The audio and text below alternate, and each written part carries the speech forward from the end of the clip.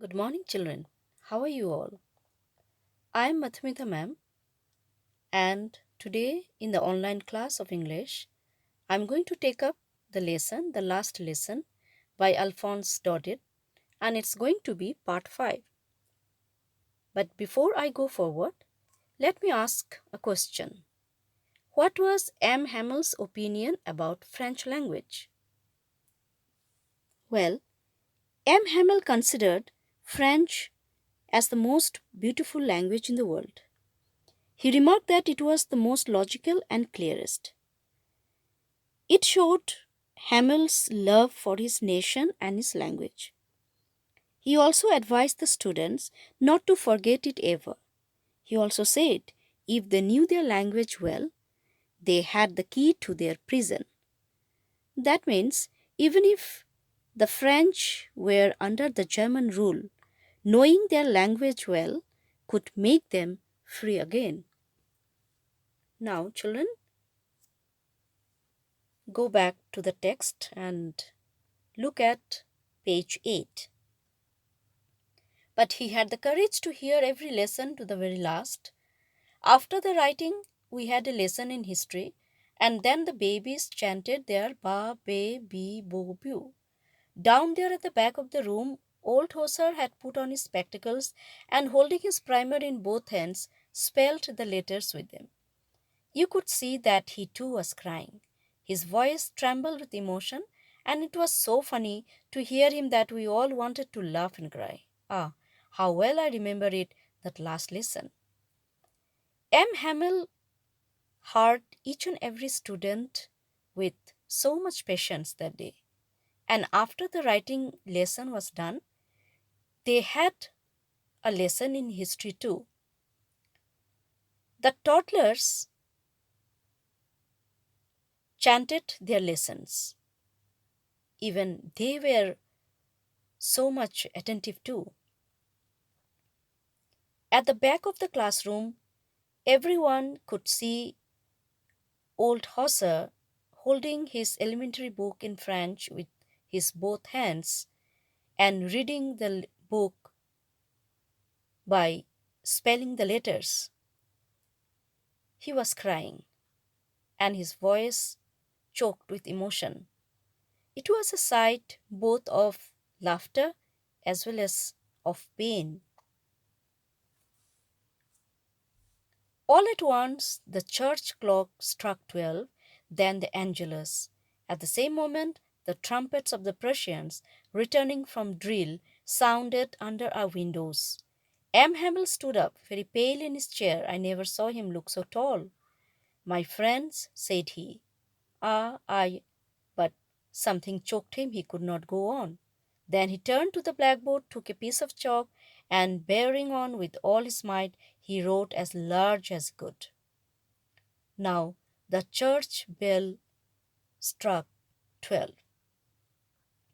And then it was the time for Angelus, that is, the devotional prayer sung in the Roman Catholic churches in France. At the same time, French could also hear the Prussian soldiers returning to their camp after their drilling is done. Mr. Hamel stood up from his chair. He looked very pale, but at the same time confident of completing his lesson. Then he took a chalk and wrote on the board. It seems he wanted to give some last words for the children, but he was so emotional that he could not do so. Vive la France! It means long live France. It showed M. Hamel's patriotic mind. Then he stopped and leaned his head against the wall, and without a word he made a gesture to us with his hand. School is dismissed, you may go. Now, before he left,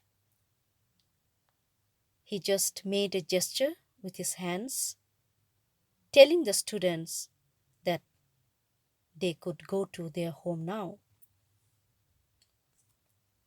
Now, children, let us see about the character of M. Hamel in the lesson. He was a French teacher, a dedicated teacher. He had deep sense of respect for his mother tongue. The news of Prussians taking control over France deeply shatters him. He tries to remain calm and composed, but at the last he breaks down. He was a real patriot and he was deeply concerned for the people. Now let us see the character of French. He was a carefree boy. He was a lover of nature, but he changed his attitude later. He loves M. Hamel at last. He finds French not so hard to learn, and he can understand now the severity of the situation. Now, when we read this lesson, we must also understand what is linguistic chauvinism. It means carrying pride in one's language too far. It is an unreasonable belief that one's country and language is the best and important. Now, how this linguistic chauvinism used in the last lesson? Prussians, proud of acquisition over Alsace and Lorraine, made German language compulsory over French in schools in France. It is an example of linguistic chauvinism.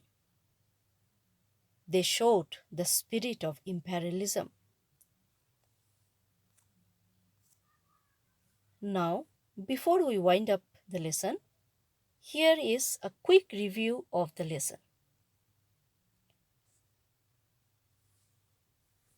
Little French late for school, crowd at the town hall, unusual calm at school, last lesson declared by M. Hamel, a sudden change in French's view, French makes an effort to answer, importance of French language highlighted by M. Hamel, M. Hamel conducts his last lesson, and he wrote Vive la France on the board.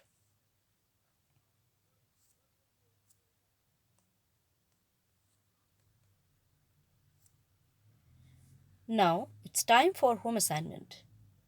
Write about constitutional guarantees for linguistic minorities in India.